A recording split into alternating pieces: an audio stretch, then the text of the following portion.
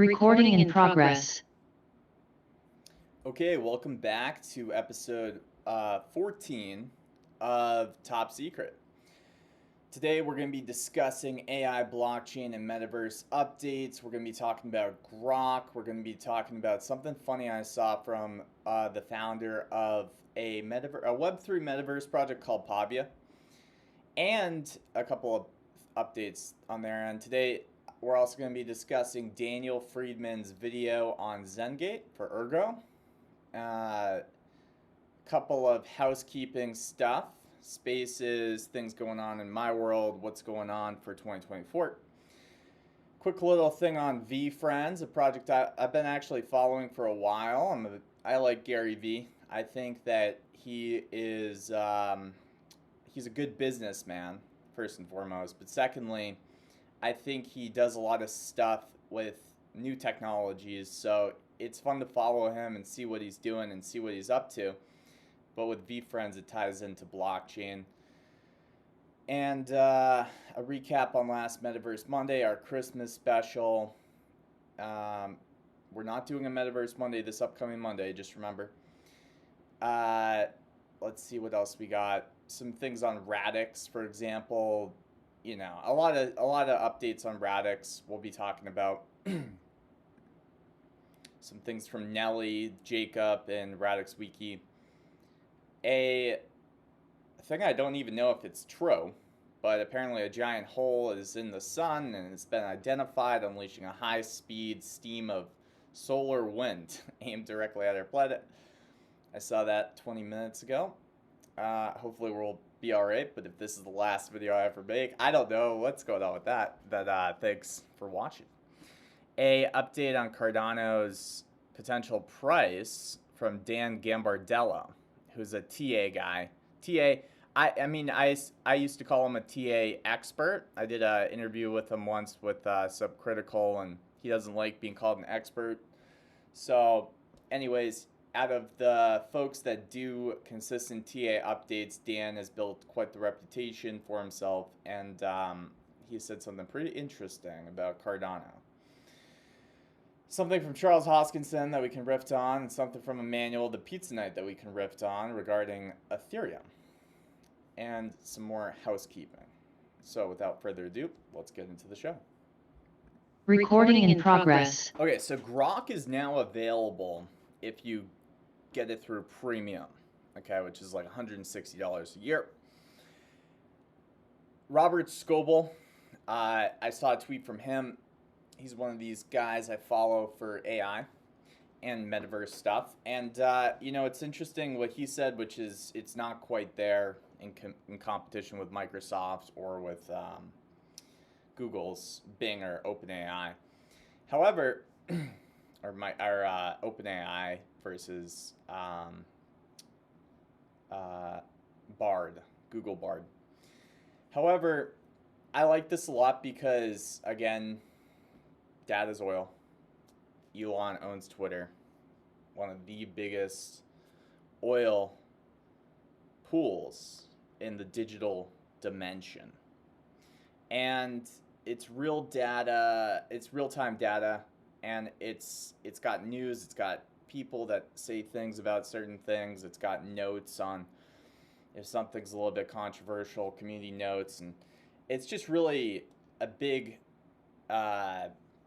Elon made a big splash this year. I think Elon was a huge winner this year in terms of business. And I really like that he's created certain products on X to drive revenue back to X to sort of stimulate the X economy and potentially pay content creators. So that's lovely. All right, so Morgan, the founder of, let me just do this real quick.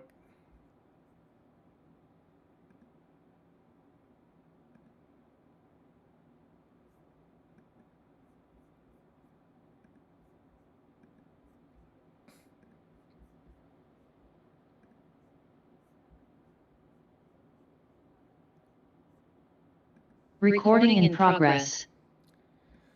So Morgan's been posting these really funny things.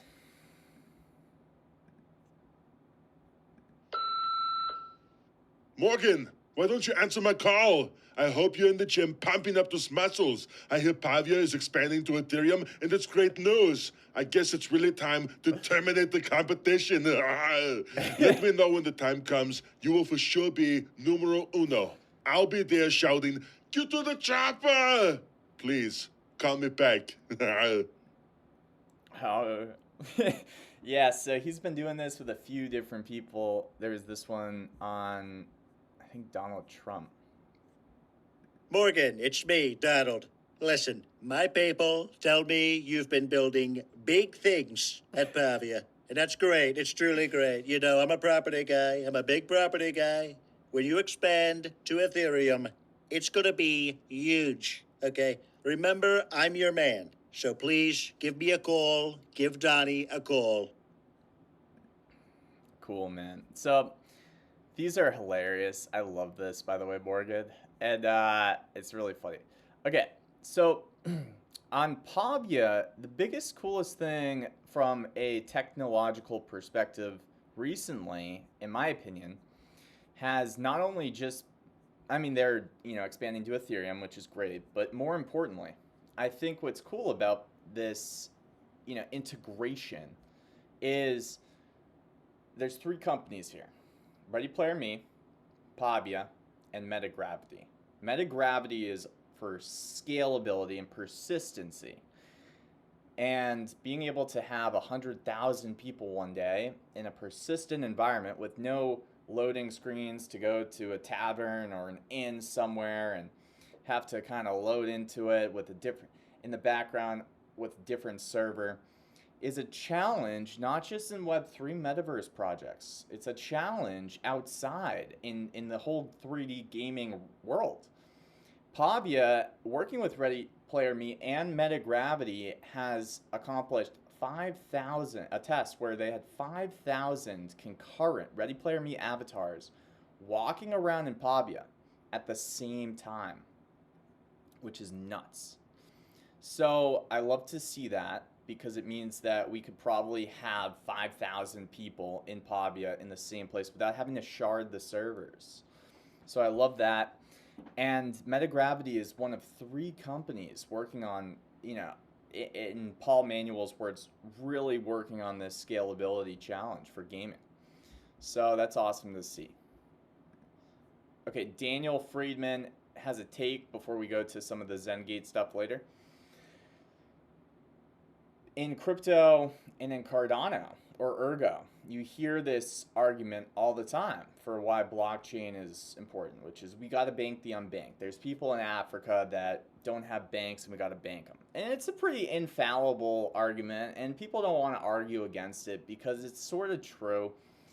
And it's also like pulls at the heartstrings. It's like, well, gosh, there's human beings somewhere else that are not banked. We should bank them and give them what they need. And I get it, but I thought this take was kind of, it rings true in a slightly different nuance, because he says the term banking the unbanked is feeling more and more cringe. The unbanked don't need to be banked. Decentralized blockchain-backed financial protocols will grant them broader access to financial services and freedoms without those protocols becoming the bank. That's the whole point. The end state of some of this DeFi sort of stuff that we're seeing with blockchain, in my opinion, is something that looks autonomous, something that looks very, like a globally unified autonomous sort of playground or place for monetary energy. Autonomy doesn't mean some corporation owns it. Autonomy means it kind of can run by itself. It kind of works by itself. And that's kind of what I foresee. And I think it's going to, be 10, 20, 30 more years till we get to that place. But when we have something like that and all the infrastructure for maybe DAO technology and DID technology and a few other things in place, I think that integrations maybe with slow kind of crumblings of the legacy systems, or integrations with the legacy systems, that makes sense. I think we can achieve that sort of autonomous, sort of everybody has the same system that they're working with, but it's going to take time. So I do appreciate this because sometimes a good slogan like Bank the Unbanked can be used for, can be almost so altruistic that it's just said but not meant, or it's not really thought, like the people that are saying it don't really, how much have they really thought about it? You know what I mean? 2023 funniest and best from J Speak podcast, J Speak late night show, and Top Secret. And bonus collab, I posted a huge thread with different clips of different, really a lot of funny stuff, but also memorable moments. And there's way more that, I could probably dig up and post. These aren't the top. There's probably others, but I suggest watching this first 10-minute vid because it's very funny if you want to check it out. And if you want to look at some of these podcasts, we got this one with Captain where he talks about a UFO. We got Sebastian Guimau. We got Clay Nation, sort of business savvy, motherly figure, Lally McClay. We're talking about the stand. And in each of these sub-tweets, you can go to the actual podcast or bid. K Torres, what a legend. Just an open source sorcerer at best. And, or at worst, I mean. Sprinkle blockchain on it with Lucas. How much blockchain do we really need? Casey Microproof, senior software engineer for Cardano Foundation. He's talking about contagions and decentralized finance and how you can build sort of things that give clarity to onboard liquidity from traditional finance. DeFi contagion risks and ranking systems. A chat with Champ Medici over a cigar and a glass of brandy. This was a fun one because, or not Champ Medici, sorry, Carver Medici. I was thinking the Clay. If you don't know, Snoop Dogg and his son, Champ Medici, have partnered with Clay Nation. And, I did the Lally McClay thing earlier, so that's why I said that. There's about to be more robots, and why, from Riley, from ADAO Summon. And a guy named Farmer Nash, who is kind of bigger in the play-to-earn gaming scene, especially with the guys on Ethereum, Axie, OG, talking about all these new trends and all these new things that the kids are getting into, I guess. Suraj, someone that I chatted with a few times now, real good guy, seems really very curious mind, always trying to look at around the room what's going on, the bigger picture. So shout out to Suraj. Zygomeb discussing a couple of things like how risky AI bioengineering could be, and me saying I wouldn't want to be the first to try it. So you can check those out, and then a CNFT news coverage where they interviewed me actually as a bonus clip. Gary Vaynerchuk, who's hungry for 2024? The reason why I retweeted this is because, number one, I think VeeFriends is a very good, interesting project. Number two, I think what's really funny about this is if you look at the IP development here, and you look at all the characters he has, and you look at what he said from the beginning, and you've been following him, then I think you would feel pretty good about it. And that's if you have a longer term mindset on his project. And what's funny about this particular comic, in this IP development with two of the characters, Brave Bison and Compassionate Catfish, is he's saying 2024, or VeeFriends is saying 2024 is going to be your year. 2024 is the year of the hungry, be like Brave Bison and eat your compassionate catfish, aka all the 24 opportunities. So this was the only thing that was an offset here is why does compassionate catfish have to die? I don't know why he has to eat compassionate catfish, and I don't know why compassionate catfish is a variable that's equal to 2024 opportunities. I think there could have been another character with opportunities in its name that could have been more fun to almost eat or make more sense, because the compassionate catfish I don't think deserved this. But you can see here that the compassionate catfishes are saying bison eats fish now. The rules have changed. So, because another thing that I thought about this is, does that mean it's better to be brave than compassionate? I don't know. I'd argue that both are very valuable things, and I like that we have those attributes as humans. Uh, I did do a space last minute, and we got 24 people. And what I realized about spaces, and I did no like tweet beforehand. I just kind of posted the link, whatever. Spaces have become this place that I think can develop depth versus width. Width meaning lots of people, getting exposure to lots of people. TikTok sometimes is, a good place to maybe get width, like expose yourself to new people on the internet. Spaces that have low numbers, but you get the consistent people that show up to your spaces. I mean, like some of the folks that are kind of just like support my content or watch this content, some of you, I really appreciate, but I want you to also think about this, because if you have a business venture or if you're ever doing something, I think doing spaces on a regular basis could develop some real core, like, man, these people would almost go to war for you kind of folks. And you're showing up for them, they're showing up with you, and you're all kind of learning together. And it may not be the biggest thing, but there's only 8 people allowed onto a space at like as speakers at a time or something like that. Maybe it's 10, I forget. So you can't really have too many speakers, and listeners can always listen back to the recording if they want to, and they don't have to just tune in live to maybe speak for a bit. So even if you get low numbers sometimes on spaces, I really like that you can have a congruent conversation for an hour or two with 8 people simultaneously, and it feels good, and you're exploring different things. So thanks to all the speakers and whatnot. And we went back and forth. We had a little debate in this one too, and we kind of went, all over the place, but it was fun.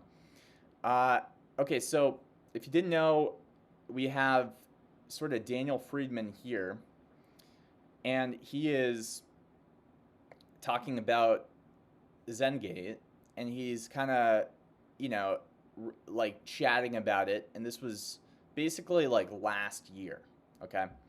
Now, when I watched this, I was thinking about it, and I was like, okay, I actually don't know what Zengate is. I thought it was something else. And as I was watching it, I was thinking that, and I was like, okay. So now I'm under the impression, because he goes into it in the beginning here, saying that Zengate is kind of like a commercial arm for Ergo, and they're developing different products. And here, he's talking about a metaverse product, right? That is sort of it's really an interesting one. I'd almost want to chat with him more about it on like Jay Speak Late Night Show, or maybe a next guest on a Jay Speak podcast episode. But he goes through all these different products, and it's really interesting. Palmyra, and then a conclusion here. So this was from last year, but still, I thought it was an interesting vid to just talk about and show up, because Ergo, Cardano, Radix, you have Ethereum, you have all the L2s on Ethereum, you have Cosmos, you have Polkadot, you have the Solana ecosystem, you have Algorand, and you have other ecosystems too. But it's been interesting to watch blockchain and crypto as it's progressed, and as each of these communities have sort of had different approaches to things, and sometimes to like different approaches to the same problems. So I like that Zengate has positioned itself as sort of a commercial arm for Ergo, if Ergo didn't really have one yet. And then that was the same thing. Okay, Jacob made a mega thread about, this was, by the way, December 22nd. So there's more things live now. But I've been doing a little bit of catching up with Radix on all the things. What I liked about this is it separates, okay, what are all the DEXs and aggregators? What are all the marketplaces and launch pads? What are all the lending, borrowing? And you can go on to radixecosystem.com and see this too. But anyways, casino, prediction markets, and social, dashboards, analytics tools, and portfolio management, and then NFT, metaverse, games. And these are things that are live now. So when you look at it, you see all the different things that are live already. And that might not mean too much to you if you're in Cardano. That might not mean too much to you if you're in Ergo. That might not mean too much to you if you're in Polkadot or Ethereum. But why this is so cool, why this is so interesting, is Radix only got smart contracts 3 months ago. And a lot of these dApps are, some of them are like what we have now on some of the other ecosystems that I mentioned. Now, I want to be careful there because there's semantics around the architectures. For example, Cardano, it's got some interesting products like order book dexes because of the EUTXO model. It's going that direction for sure. And I think it's probably going to be better for Cardano's architecture to go that direction. From what I've heard from software engineers and who I conversations and just debates and things that I've been in, it seems like that's it. But the AMM spawned on Ethereum because they had to, and order books weren't really, it didn't really jive with maybe the architecture of Ethereum. So, nonetheless, there are like very competitive, I think, dApps with only 3 months of smart contracts, and that's due to Scripto and sort of this architecture of Radix that is all baked into one stack, that's all connected, which is a very different approach and one that I haven't seen other places. Now, Radix isn't the only next-gen blockchain that I'm looking at long-term, not just as an altcoin to, maybe it'll pump one day and I'll just make a bunch of money. It's more like, okay, what's actually going to be here? Like, what's actually going to be an ecosystem that's successful? There's a couple others like Multiverse X. There's a couple others that I've been paying attention to that are interesting that I want to talk more about. But Radix is really cool, man. I'm just going to stick with them for a bit. Okay, so this was a very interesting vid. All right, here we go. Welcome back. We have the same. Basically, the title of the vid is Radix over 1 million TPS. And let's just take a look because I want you to watch this. Screen set up as last week. 2 test.radixdlt.com screens and a bit info charts top 100 rich list. So, okay, so first of all, you can see 10 years of Bitcoin replayed on Radix, and it's going to show you basically that, how long it took to actually replay all the transactions on Bitcoin. And that's at the end of the video. But first of all, you see some high TPS numbers from these tests. So it's something that I want to bring up on Jan 5th for the No BS Radix Research, episode 11. And chat about what are these tests, because we know about the bigger Cassandra test. It's a public test to see if we can crack, I think, 10 million TPS. However, this is a cool vid, so let's watch it. nothing's going to change in this test. It's going to be exactly the same as last week. The only difference is that Dan has been doing some optimization and some refactoring, and during internal tests, they reached 1,353,654 transactions per second at peak. Okay, so imagine that, man. That's like a lot more than Visa or Google. It's 1,350,000 transactions per second. With an architecture that has a lot of really cool concepts, like, leveraging UTXO and kind of going that direction and sort of having this global availability of value to transfer across shards and sort of maybe not be able to have every past transaction in 100 years, let's say, every past transaction be able to be recorded or identified, but be proved that it was correct. So that way we can always know that state is good. This test, let's see if we can better that. Test starts in 5 minutes, and I'll see you then. So exactly the same as last week. We can look at an address, any address. You can choose your address. Copy it, paste it.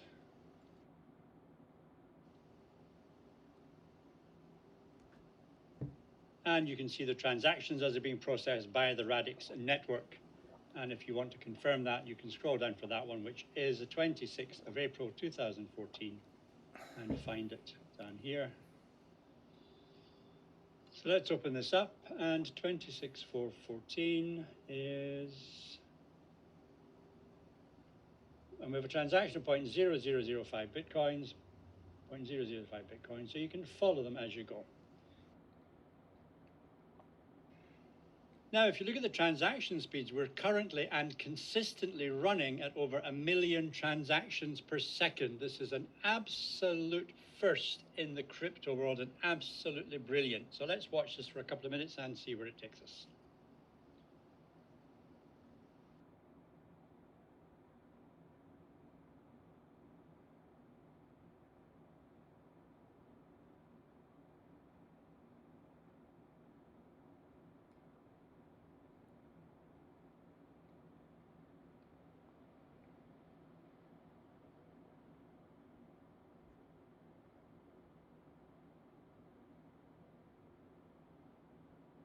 Still averaging right around there.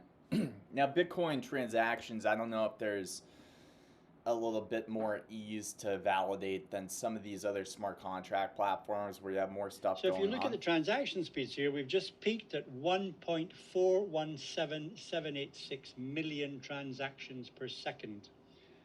Unbelievable, surpassing the last test. Well done, Dan. Excellent refactoring and excellent products. So fantastic. Looking forward to this releasing soon at the end of the year. Now, if you look here too, this test was run across 1,181 nodes, which is great to see. Because I remember for the public test they were going to do in January, they had like 200 nodes, I think in November, around Thanksgiving. So it's great to see this much participation in the public participation, leading up to I think the bigger test, which is a 10 million TPS target. So I'm still kind of trying to figure out, like, number one, what are these tests compared to that's supposed to happen in January? Number two, it seems like these tests are running optimizations each week to make the TPS of what they're currently testing, with Bitcoin reworking all of the transactions on the Bitcoin network faster and faster, with like actual nodes that are public nodes, like people just like you and me. And number three, is it easier to validate Bitcoin transactions than Ethereum transactions, for example? Because Ethereum, it has smart contracts. Maybe you have more data, more things to validate. I don't know. These are some questions that I just honestly don't know.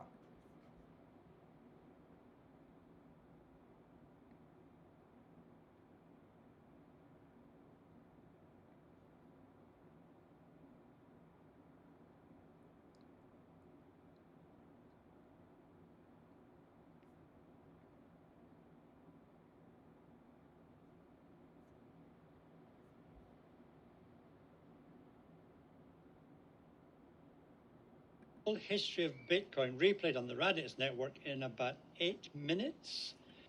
So they replayed the whole history of Bitcoin in 8 minutes. Another thing I thought was pretty interesting. 19 times Google. And yeah, it's great to see this. So we'll keep following. Because scalability is important, because we haven't seen adoption yet. And when adoption does come, it's gonna require scalability. So you're gonna need it. You might not think you will, but I remember the All In podcast. They were, a bunch of billionaires talking basically to each other, and their consensus was that scalability is impossible with blockchain. And to some degree, I've been following this conversation for about a year now, rigorously. Kind of led me to, I guess, originally I was sort of giving up on Cardano DeFi in terms of its there's a few reasons why. Now my opinion's kind of changed a little bit, but I'm not sure how they're going to scale with layers, and that's kind of the roadblock now. Before it was more, well, Cardano DeFi hits this fast finality roadblock, and there are products being developed that I guess don't require fast finality, you could argue, but then you have Zygomeb, who is now no longer working on the product he was supposed to work on for Radix. and he's building something called Leviathan, which feels like he researched a lot of things for Radix and pulled it over to Cardano, which I expect a lot of developers are doing for other ecosystems. But I'm curious to see if it will work out and if he'll just end up working on Radix in like 3 years again, or like, you know, doing stuff. But nonetheless, it's interesting because he's also in the DeFi end of products, and Radix may not be the biggest, most like largest ecosystem yet, but in my opinion, all blockchains are still they're kind of small. Some have that Lindy effect, some have that, you know, after 3 years, people have been using it, and I think it's gonna be more around user Lindy effect, which is gonna be interesting to watch. Like as these, I think, second and third gen blockchains start to get that, and people have been using dApps for over 3 years on certain blockchains, that is a big milestone in my mind, because it develops a strong sense of, okay, it's still around 3 years, let's see if it's still around for 6 years, and it develops a strong sense of, like, I think just durability, right? So nonetheless, we also talk a lot about other features in Radix, like personas that we like. It's not just scalability, but scalability is a big one. And I do a space every week on Fridays, except for some weeks. And we do bi-weeks and stuff, but we title the episode number so people know which episode it is. But I also started a YouTube channel for that, and I'm getting some things sort of prepared for that. Got maybe some graphics and maybe a new logo, and maybe just polish it up, getting ready for, I would say I want to have that channel looking good with consistent content by mid 2024.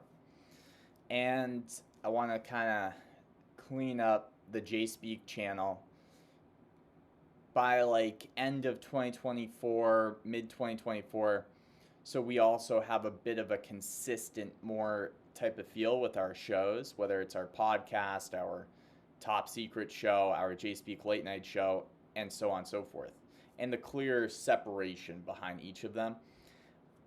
For spaces, they aggravate me because I can't download an MP3 for Twitter Space. So on the No BS Radix Research channel, you're gonna start to see me recap different space episodes. I wanted to go back and download all the episodes, but it's just it's too much work. Like, it takes too long. It's going to be almost counterproductive for me to do that. So I think we'll start fresh at a certain episode and then start recapping things in a quicker summary. So if there's a 2-hour space, we talk about a lot, boom, that's great. The next day maybe, or the next 2 days, I'll just post a vid, probably the same day weekly on that channel, talking about the next space and recapping the previous space with actual information and updates, opposed to on a live space where you don't really have that stuff. What did I want to show? Oh, I remember. So one thing I like to do is kind of look at developers, and this is in my opinion, fundamental analysis. It's like how many commits does a blockchain have? How many developers does it have? And Radix Wiki is great. I love you, Radix Wiki, if you're watching, because I think you cover things in the way that I like to also cover things, in terms of being like very multi-dimensional, and that's important. So he's talking about this developer, I guess, who's made a lot of commits on, like, in general. I don't know if all their commits are on Radix, but let's see, because I was looking at their GitHub, and it says that they had 935 contributions in the last year. So, and then Radix Wiki is saying they have made 900 commits, and he's saying talent runs on Radix. So it's interesting. And this developer, shout out to this developer, who's Victor. So I gave Victor a follow. I like following different devs in the Radix ecosystem. Victor. And it's cool just looking at the different profiles sometimes on GitHub, because you see the different things that they use, they build with the different languages. You kind of get you kind of get like a okay, Android app development, ethical hacking, so like a white hat hacker, making the web accessible, get a feel for what they're into and stuff, and you know, things. But you could also see their contributions the last year, 935, so quite a bit, and the different things that they contributed on. So it's interesting.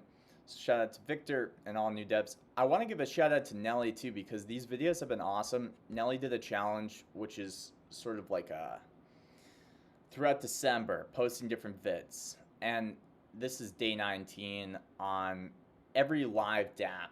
Nelly she's covered, right? So you can see here, this is a and I just say like I didn't even know what Radix Billboard really was, and I was really glad to see this. click to buy my blocks, and then I can see what.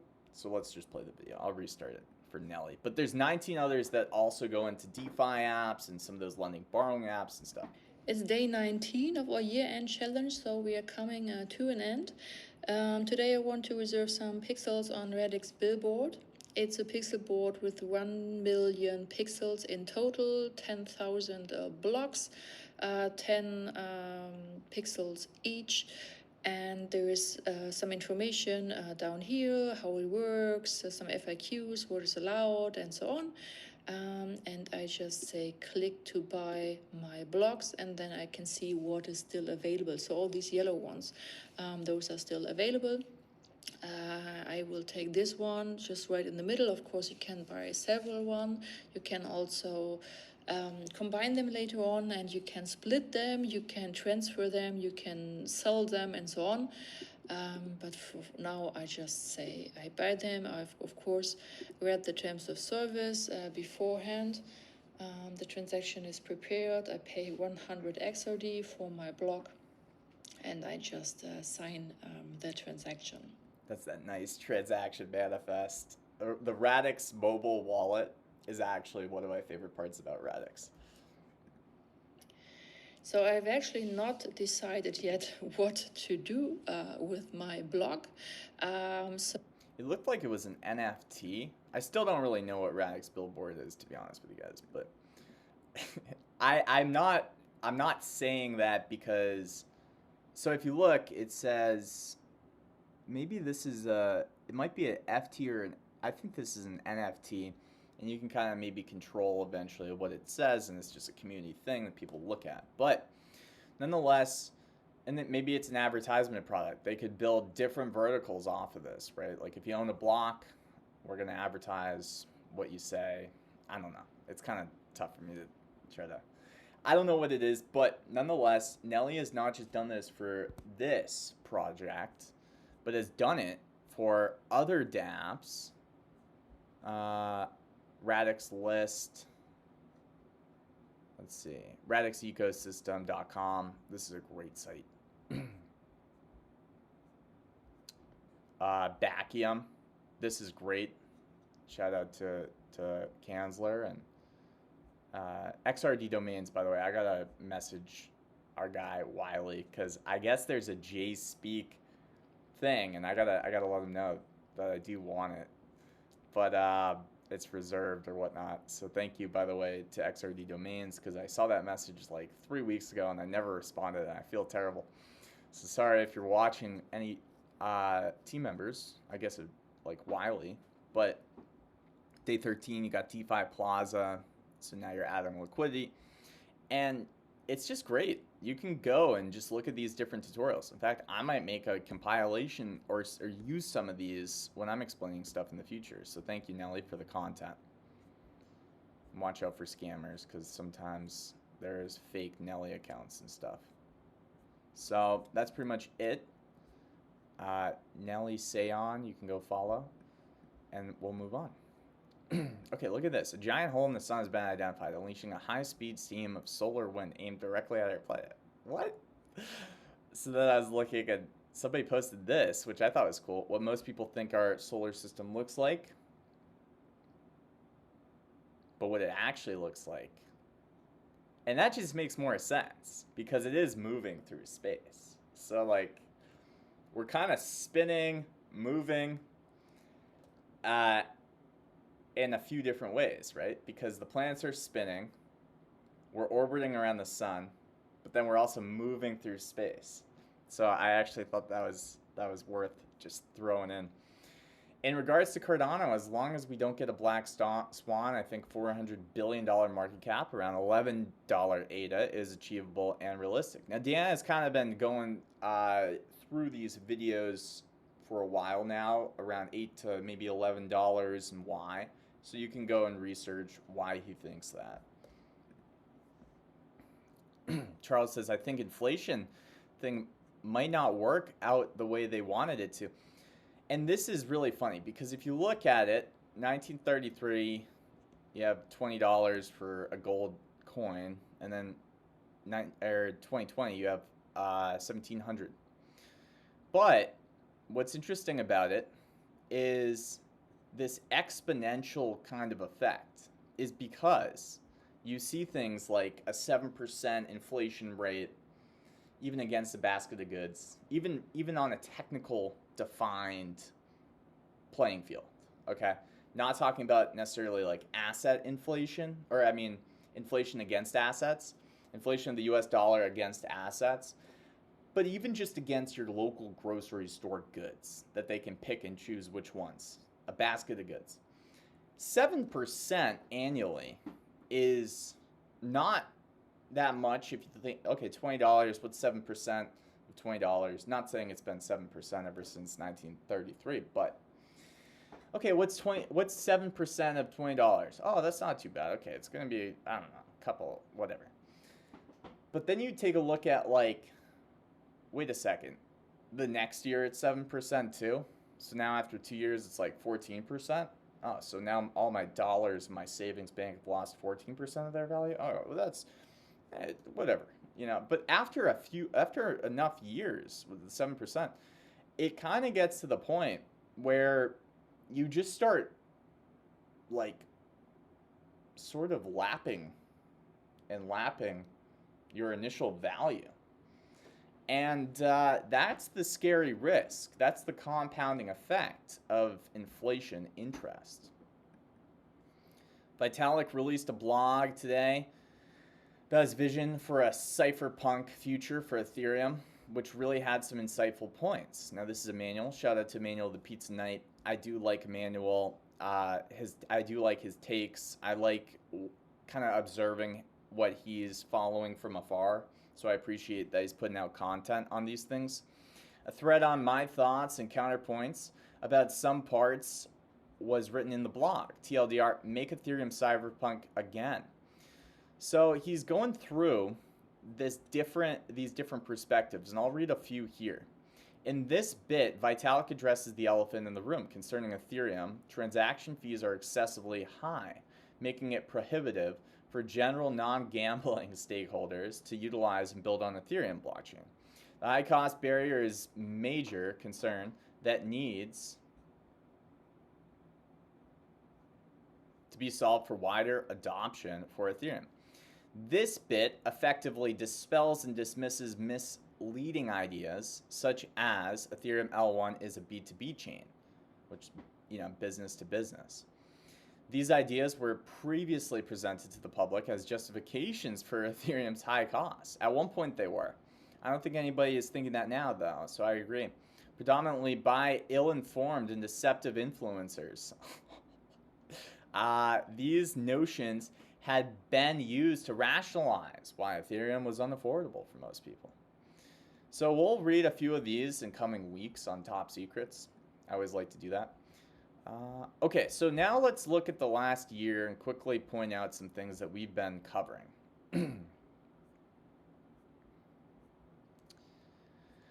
8 months, 9 months, 11 months, 1 year. So we'll start. So a lot of Cardano news. I figured before going maybe outside of Cardano, let me make sure I understand Cardano, why they built the things that they built. Before Cardano, I was looking into, I would just say dApps mostly. I was looking into products, I was looking into dApps, I was looking into user experience, I was looking into what you can use blockchain to do.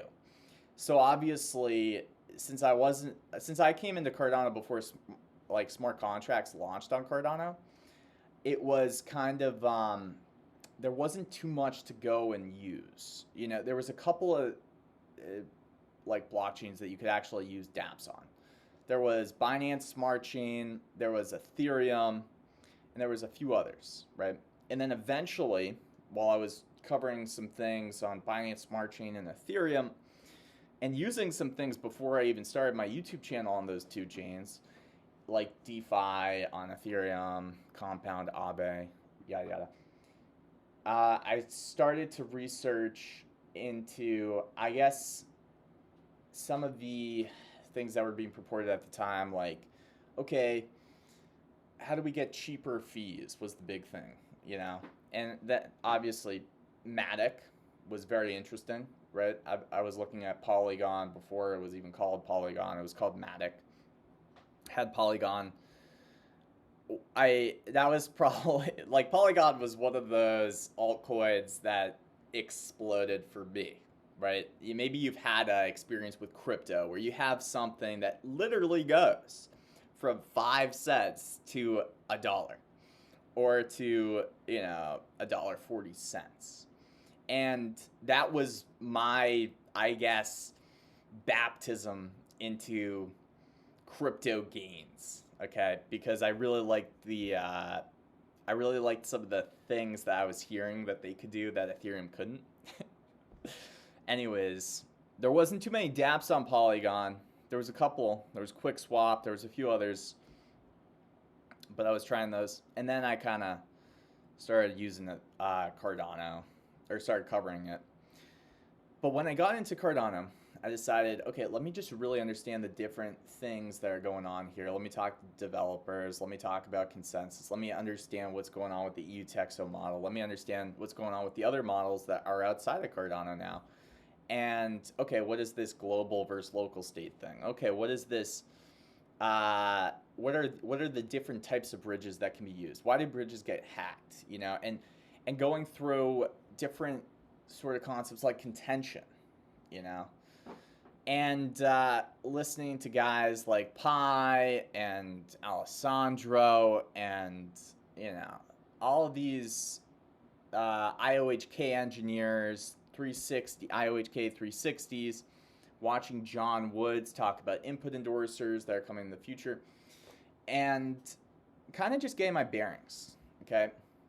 While covering metaverse a lot, AI, so you can see NFTs, there were some games. There was a card game called Cardania Claynation, using a product called Synthesia to make a Santa Claus that spoke AI, that was talking about the, I wrote a little blog that I fed to Santa Claus. Actually, let's watch that.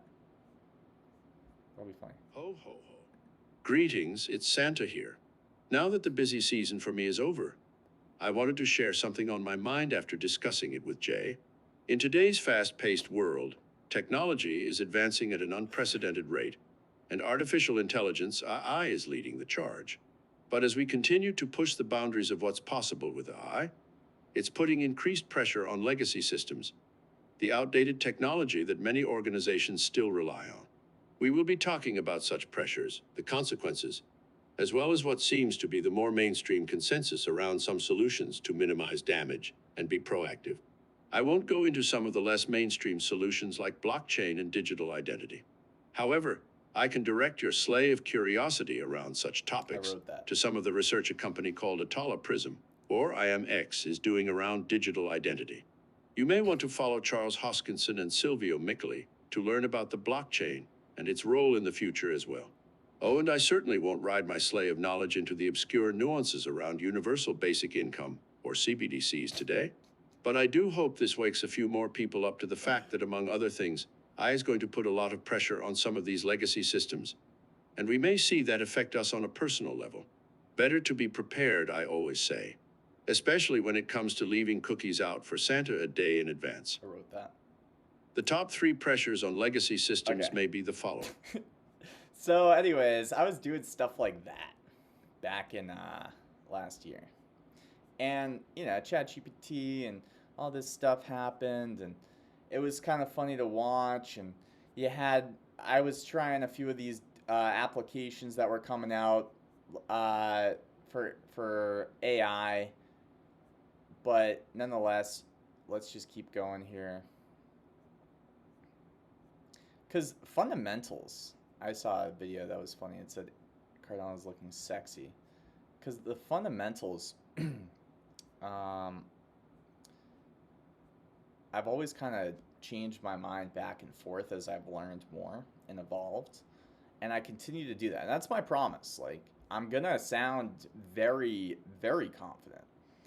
And then I might learn something that makes me rethink it. So I will say that. You had Do Not Pay, which had this big controversy for replacing lawyers. There was litigation to stop it. You had just a lot of AI stuff that we were trying. I was doing deep dives into SIP 1694, which was a governance blockchain SIP, Cardano Improvement Proposal, for their next kind of stage, which is Voltaire. Separating the validators, who are called SPOs, a more decentralized group that anybody can basically become, and you'll have a state key that can sort of represent that, and you can have people delegate their ADA to you, called DREPs, and the Constitutional Committee, just more on AI. Had a couple of videos blow up. This one got, 18K views. There's a couple of videos that I had that just kind of blew up. This didn't blow up right away. This blew up, I don't know, a few months ago. So there's a few gems in here that I think are just gonna explode. But robot waitress that you can make coffee and kill you. Pavia January full report. Talking about Pavia. Been, one of these folks that thought Pavia was a real company trying to do real things and build a real product.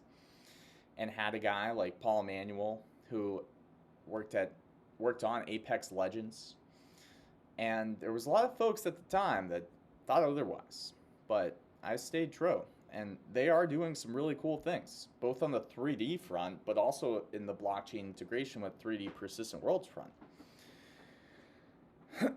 Riffs on personal AI doctors. This was fun.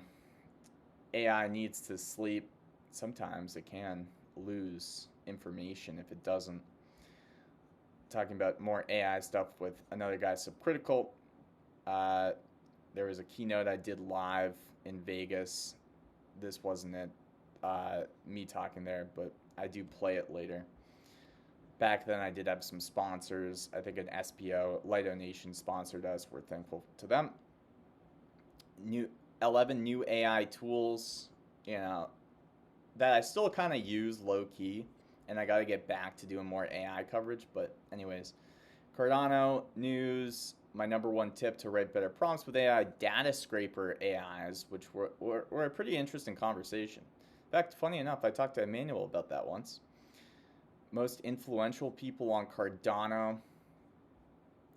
I don't even remember that one. That's kind of fun. Talked a lot about stuff that Alessandro was doing. Talked a lot about Nebula. Nebula was this framework that I thought could kick off a more atomic composable NFT scene on Cardano. Hasn't really taken off yet, but I still think that if it does, people will be handsomely rewarded with doing that. Projects, marketplaces, communities as well. And I think it should be the way. It should be what happens, but that's my opinion. Just a lot of Cardano coverage, it looks like. A lot of AI stuff. Did some coverage on Bitcoin ordinals, more so from the standpoint of what the heck was going on at first, and then I just kind of boogied. Because it was a pretty big thing that I felt was going to get bigger, and it kind of came true that way. Ready Player Me, been a fan of their sort of, they're in the running right now for, I think, a more metaverse avatar standard. And we've been following them since they had like 500 projects because Pavia partnered with them. And I was like, who are these guys? And you had, what if derps had political parties? Oh, DREPs had political parties. millions of algorithms. So just a lot of thought experiments, it looks like. Did some coverage of some, you know, things that, some assets that were just, I was holding. Some funny stuff. Some, are we back in the bull market? That's probably the one thumbnail. If you know why I made this video, then I think you get it. But yeah, people were talking about this at the time. They thought we were back in the bull market. It didn't look like it. It looked like we weren't. Convergence of metaverse, blockchain, and GPT-4. Watching GPT-3 to GPT-4, you know, yeah. Let's see what this is. Pavia Metaverse, new roadmap. I was following certain projects because they were providing me great case studies at the time too. Pavia was donating to the channel, right? And I was disclosing that. Really appreciated that. And, you know, the Ape Society with Steve kind of talking about that. Barry Alessandro made the first NFT ever on Cardano, made a lot of infrastructure for Cardano NFT scene. Been following that progression because Cardano was interesting for NFTs because it has native tokens. Every token is treated like ADA. So what's great about that is you don't have that on Ethereum. So you can do a lot of things with NFTs on Cardano in theory that you couldn't do with NFTs on Ethereum. Like make a dynamic upgradable standard. And that happened. It's called SIP68. Talked with one of the bigger service providers on Cardano, Cash from Ada Anvil. They're going cross-chain. It looks like a little bit more. A lot of these service providers are. Gaming, number one problem for the metaverse. Talked to Alfonso Spencer. This week's news, just more metaverse stuff. Discussing the marketplace Flipper. I've always been interested in NFT marketplaces from the standpoint of 30,000 foot view.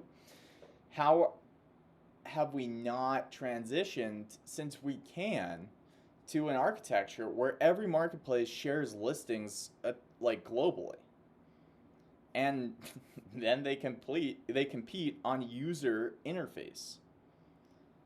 I mean, that should be the way, because then you'll have marketplaces designed for music NFTs and designed for metaverse NFTs, and you can have other people start their own white label marketplace because they get the same listings, and you don't run into these roadblocks where one giant marketplace like OpenSea can say, no more royalties, guys. Nebula,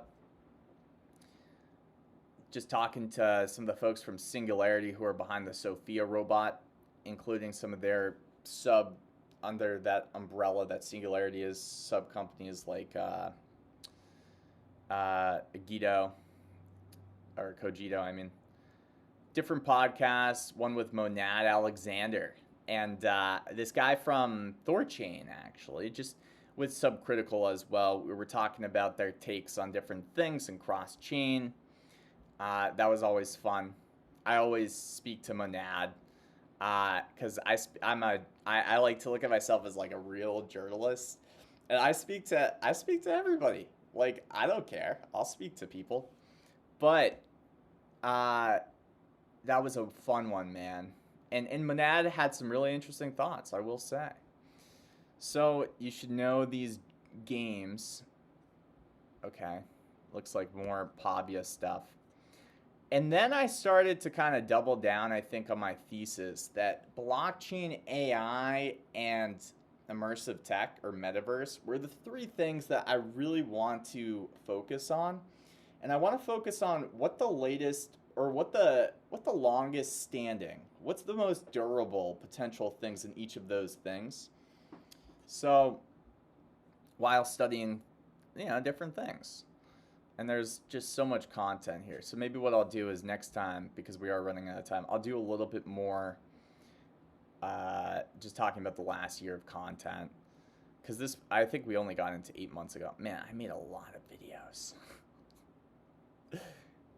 I did some 2-hour videos just looking at Cerberus, which is Radix's consensus, and it's just live. It's me just like researching like the consensus on Radix. So there's some videos that I didn't think were gonna get views, but I still wanted to make and share, just so I could show it and just so I have a track record, so people could see it in the future. And I think that's an underestimated thing. I think people don't get that as a YouTuber, if somebody is thinking about being a YouTuber, as a YouTuber, it's not just about making money on ad rev. It's not just about having the most sponsors and making the most money. It's actually, and it's not just about the views. It's actually about what you can learn along the way and then sort of place as a video for others to learn from it maybe, but also have a track record. Maybe there's future job opportunities. Maybe there, as a YouTuber, you could, there's so many things that you could spin off and do. And I think it's really underestimated.